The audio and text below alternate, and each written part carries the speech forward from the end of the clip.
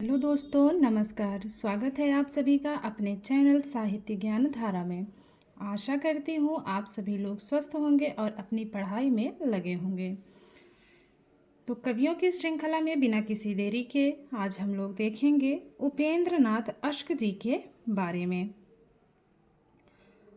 उपेंद्र नाथ अश्क का समय 1910 से लेकर के 1996 ईस्वी के मध्य माना जाता है। उपेंद्र नाथ अश्क प्रारंभ में उर्दू में लिखते थे। प्रेमचंद की प्रेरणा से हिंदी की ओर अग्रसर हुए। उपेंद्र नाथ अश्क ने भूचाल नामक पत्रिका का संपादन किया। आगे है, उपेंद्र नाथ अश्क ने रेडियो व फिल्मों में भी काम किया। डॉक्टर बच्चन सिंह के अनुसार उपेंद्र नाथ अश्क हिंदी के पहले नाटककार हैं जिनका ध्यान रंगमंच की ओर गया। कटघरे से निकालकर आधुनिक भावबोध से जोड़ा उन्होंने। फिर से देखते हैं इस कथन को। डॉक्टर नगेंद्र का कथन है। डॉक्टर नगेंद्र के अनुसार उपेंद्र नाथ अश्क हिंदी के पहले ऐसे नाटककार हैं जिन्होंने हिंदी नाटक को रोमांस के कटघरे से निकालकर आधुनिक भावबोध से जोड़ा। तो दोनों ही कथन जो है महत्वपूर्ण हैं। एक बार दोनों कथन को पुनः देख लेते हैं। डॉक्टर बच्चन सिंह के अनुसार उपेंद्र नाथ अश्क हिंदी के पहले नाटककार हैं जिनका ध्यान रंगमंच की ओर गया। और वही बात अगर डॉक्टर नगेंद्र के अनुसार देखी जाए तो उपेंद्र नाथ अश्क हिंदी के पहले ऐसे नाटककार हैं जिन्होंने हिंदी नाटक को रोमांस के कटघरे से निकालकर आधुनिक भावबोध से जोड़ा। अंजू दीदी इनकी प्रौढ़ नाट्य रचना है। इसमें एक ही परिवार के कठोर अनुशासन में जी रहे बच्चों की कहानी है। उपेंद्र नाथ अश्क के नाटक उड़ान में मुक्त हवा में सांस लेती नारी का चित्रण किया गया है। तो जो अंजू दीदी है उसमें परिवार के कठोर अनुशासन में जी रहे बच्चों की कहानी है, और जो उड़ान है इसमें मुक्त हवा में सांस लेती नारी का चित्रण है। तो दोनों में ही विपरीत जो है परिस्थितियां हैं, तो इन दोनों का विशेष ध्यान रखेंगे। एक में कठोर अनुशासन को दर्शाया गया है और एक में मुक्त हवा में सांस लेती हुई नारी का चित्रण किया गया है। आगे देखते हैं। उपेंद्र नाथ अश्क के नाटक उड़ान में मुक्त हवा में सांस लेती नारी का चित्रण है। उपेंद्र नाथ अश्क के नाटक अंधी गली में भारत विभाजन के बाद की स्थिति का वर्णन है। तो भारत विभाजन के बाद की स्थिति का वर्णन किस में हुआ है? अंधी गली में हुआ है। अब बात करते हैं इनकी काव्य रचनाओं की। एक दिन आकाश ने कहा, प्रातः प्रदीप दीप जलेगा, अंगूर की बेटी उर्मिया। तो ये चारों इनकी क्या हैं? काव्य रचनाएं हैं। एक बार इसको कनेक्ट करने की कोशिश करते हैं। तो जो अंगूर की बेटी है वो उर्मिया से क्या कहती है? अंगूर की बेटी उर्मिया से कहती है कि प्रातः प्रदीप दीप जलेगा। तो उर्मिया पूछती है कि तुमको किसने बताया? तो अंगूर की बेटी क्या जवाब देती है कि एक दिन आकाश ने कहा था। पुनः कनेक्ट करेंगे। अंगूर की बेटी ने उर्मिया से कहा, प्रातः प्रदीप दीप जलेगा, ये बात मुझे किसने बताई? तो एक दिन आकाश ने कहा था। इस प्रकार से इसको कनेक्ट कर लेंगे। चारों रचनाएं एक ही में जुड़ जाएंगी और याद हो जाएगा। आगे देखते हैं। बात करें उपन्यास विधा की। सितारों के खेल 1937 ईस्वी अश्क जी का पहला उपन्यास एक सती की कहानी का वर्णन किया गया है।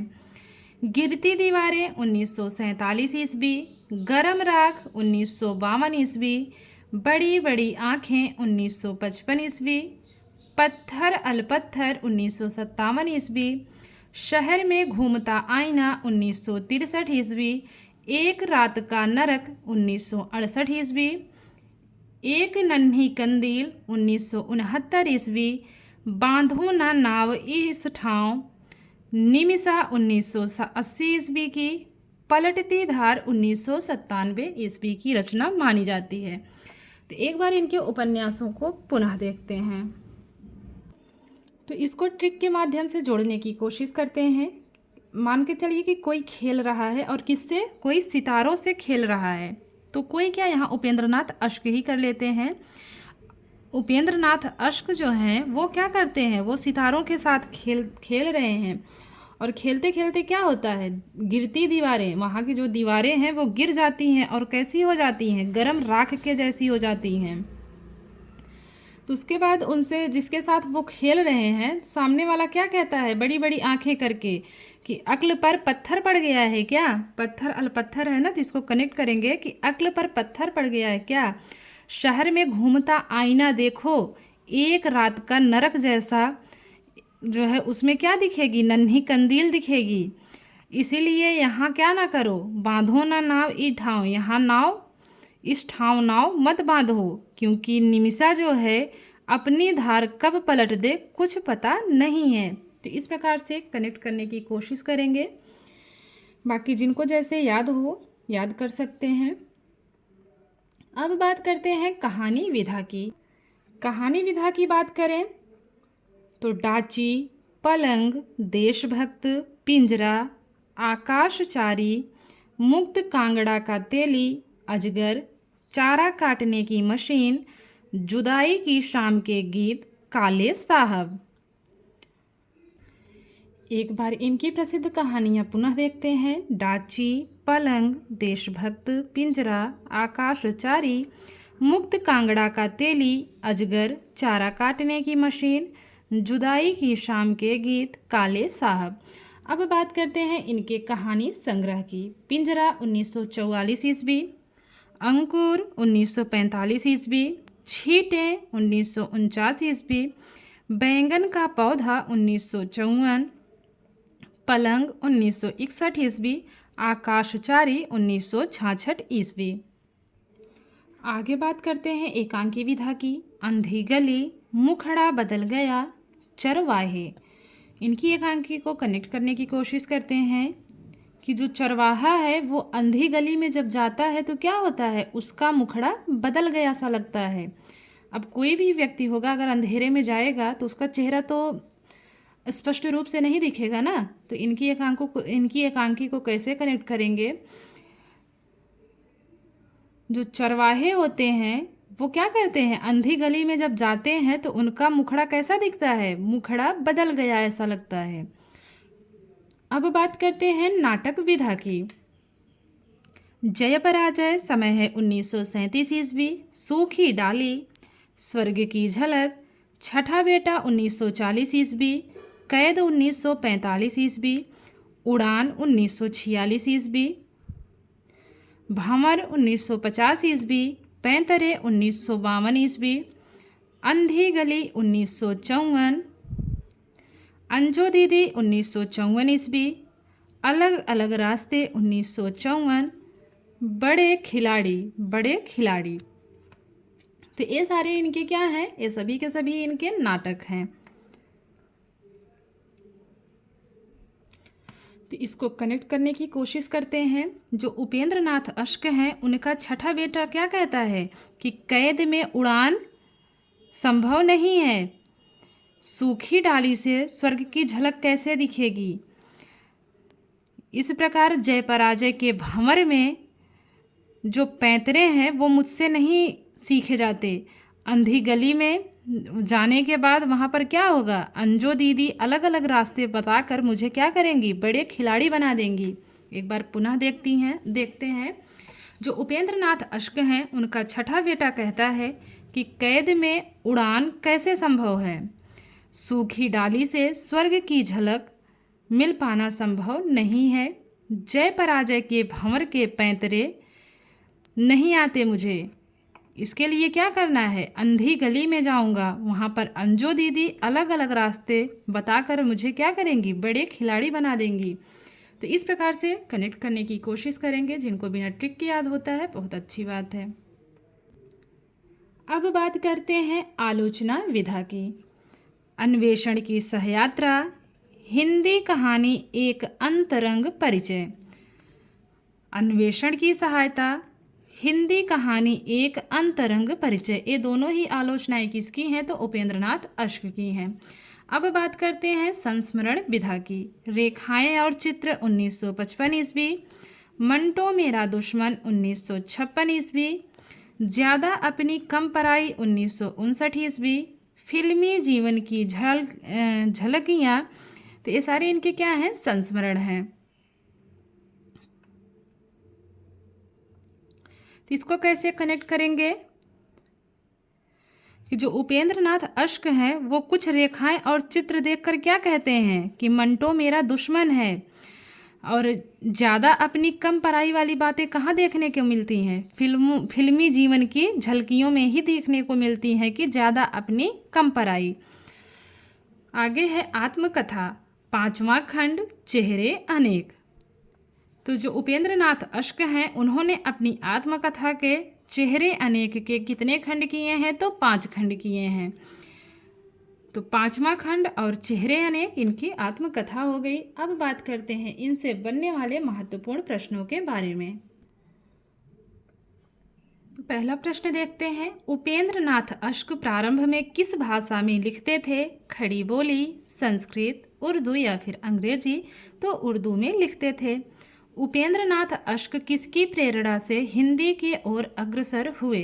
प्रेमचंद, अज्ञेय, जयशंकर प्रसाद या फिर निराला? तो जो इसमें पहला वाला ऑप्शन है प्रेमचंद, इनकी प्रेरणा से ही ये हिंदी की ओर अग्रसर हुए थे। उपेंद्रनाथ अश्क का जन्म कब हुआ? आपके सामने विकल्प है 1909, 1910, 1911 या फिर 1912। तो उपेंद्रनाथ अश्क का जन्म हुआ है 1910 ईस्वी में। उपेंद्रनाथ अश्क ने किस पत्रिका का संपादन किया था?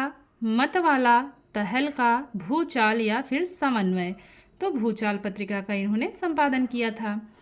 किस विद्वान ने लिखा है कि उपेंद्रनाथ अश्क हिंदी के पहले नाटककार हैं जिनका ध्यान रंगमंच की ओर गया?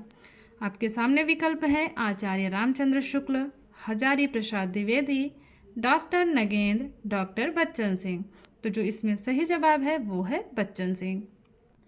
अगला प्रश्न है, उपेंद्रनाथ अश्क की प्रौढ़ नाट्य रचना मानी जाती है? उड़ान, अंजो दीदी, भंवर या फिर अंधी गली? तो वो रचना है अंजो दीदी। उपेंद्रनाथ अश्क के किस नाटक में मुक्त हवा में सांस लेती नारी का वर्ण्य विषय है? विकल्प देखते हैं। विकल्प है उड़ान, अंजो दीदी, भंवर, अंधी गली। तो वो रचना मानी जाती है उड़ान। अगला प्रश्न है, उपेंद्रनाथ अश्क के किस नाटक में भारत विभाजन के बाद की स्थिति पर आधारित कहानी है? उड़ान, अंजो दीदी, भंवर या फिर अंधी गली? तो जो अंधी गली है ये सही विकल्प है। इनमें से कौन सी काव्य रचना उपेंद्रनाथ अश्क की नहीं है? विकल्प है एक दिन आकाश ने कहा, प्रातः प्रदीप दीप जलेगा, जूही की कली और उर्मिया। तो जो इसमें तीसरा विकल्प है जूही की कली, ये उपेंद्रनाथ अश्क की नहीं है। अन्य तीनों रचनाएं उपेंद्रनाथ अश्क की हैं। अगला प्रश्न है, इनमें से कौन सी कहानी उपेंद्रनाथ अश्क की नहीं है? डाची, पिंजरा, मुक्त कांगड़ा का तेली या फिर ठेस? तो जो ये चौथा वाला ऑप्शन है ठेस, ये इनकी अश्क की कहानी नहीं है। अन्य तीनों कहानियाँ अश्क की हैं। अगला प्रश्न देखते हैं, उपेंद्रनाथ अश्क के किस नाटक में एक ही परिवार के कठोर अनुशासन में जी रहे बच्चों की कहानी है? उड़ान, अंजो दीदी, भंवर या फिर अंधी गली? तो वो इनकी रचना है अंजो दीदी। उपेंद्रनाथ अश्क की कहानियों का प्रकाशन वर्ष के अनुसार सही अनुक्रम किस विकल्प में है? सही क्रम बताना है। विकल्प है अंकुर, पिंजड़ा, छींटे, बैंगन का पौधा। तो जो इसमें सही विकल्प दिख रहा है वो तीसरे में दिख रहा है। सबसे पहले कौन सी रचना होगी?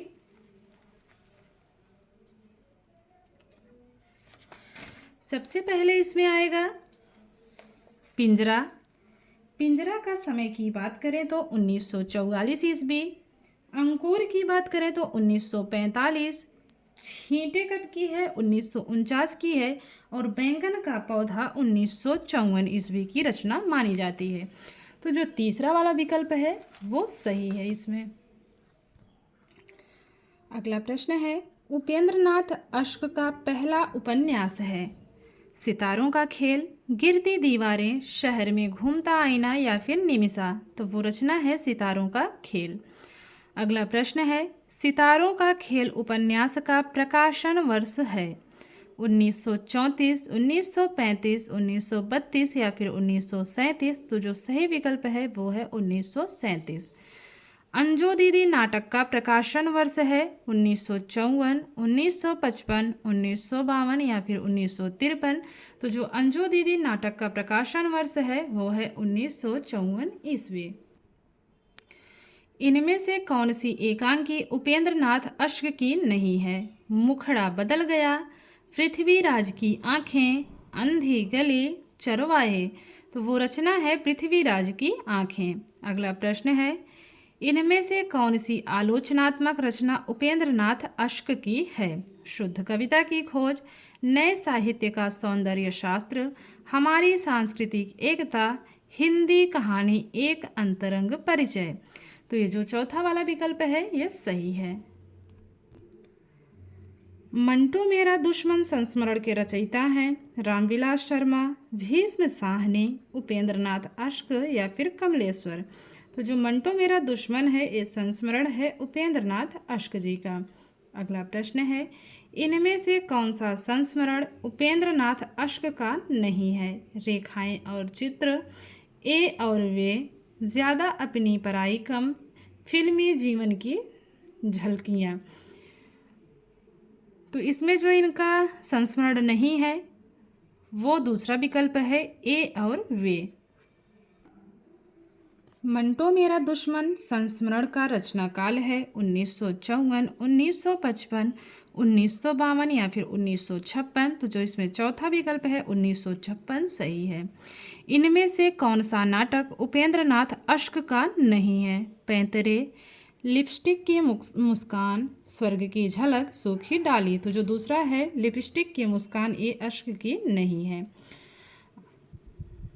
अगला प्रश्न है, अलग अलग रास्ते रचना की विधा है उपन्यास, कहानी, नाटक या संस्मरण। तो जो अलग अलग रास्ते हैं इसकी विधा है नाटक। एक नन्ही कंदील उपन्यास का प्रकाशन वर्ष है 1969, 1965, 1972 या फिर 1973। तो एक नन्ही कंदील 1969 ईस्वी की रचना मानी जाती है। आगे है, इनमें से कौन सी कहानी उपेंद्रनाथ अश्क की नहीं है? चारा काटने की मशीन, पीली छतरी वाली लड़की, जुदाई की शाम के गीत, मुक्त कांगड़ा का तेली। तो इसमें जो दूसरा वाला विकल्प है पीली छतरी वाली लड़की ये उपेंद्रनाथ अश्क की रचना नहीं है। अगला प्रश्न है, इनमें से कौन सी रचना उपन्यास है? बांधो न नाव इस ठाव, पांचवा खंड, छठा बेटा, भंवर। तो जो बांधो ना नाव इस ठाव ये इनका उपन्यास नहीं है। इसमें पूछा है कि इनमें कौन सी रचना उपन्यास है। तो इसमें उपन्यास कौन सा है? पहला वाला है बांधो न नाव इस ठाव। तो इसकी विधा है उपन्यास। अन्य तीनों क्या हैं? छठा बेटा, ये सब क्या हैं? तो ये सब इनके नाटक हैं। ये तीनों नाटक हैं। कौन कौन सा? पांचवा खंड की बात करें तो पांचवा खंड है आत्मकथा, और छठा बेटा की बात करें तो वो है नाटक, और बात करें अगर पांचवा खंड की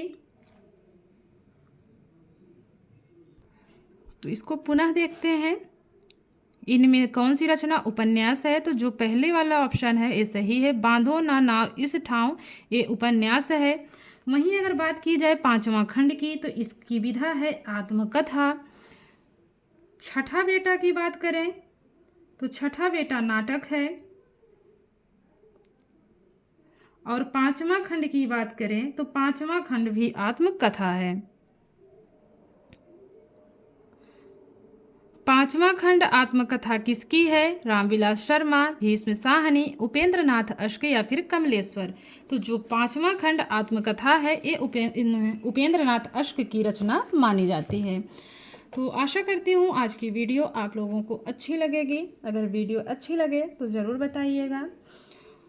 जितने भी लोग चैनल से जुड़े हुए हैं सभी का बहुत बहुत आभार, बहुत बहुत धन्यवाद। मिलते हैं कवियों की श्रृंखला में एक और कवि के साथ। तब तक के लिए सभी को जय श्री राधे कृष्णा, जय श्री सीताराम, नमस्कार।